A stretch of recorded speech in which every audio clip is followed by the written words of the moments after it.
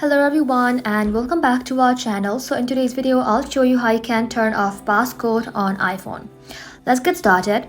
So for that, first of all, open up your settings. Inside settings, you want to go ahead and simply scroll below, then tap on Face ID and passcode. Just like that, type in your password. And then this page is gonna open up.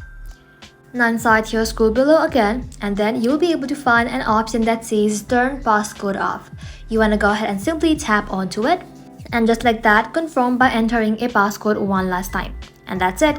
Your iPhone will no longer ask for passcode to unlock. But if your Turn Passcode Off is grayed out like mine, you may need to head back to your home screen, tap on Screen Time, scroll below, tap on Content and Privacy Restrictions, and then you want to go ahead and simply type in your screen time passcode and then turn off passcode changes restriction if it's on. And that's it. Thank you all for watching. If this video was helpful, don't forget to like and sub, and I'll see you in the next one.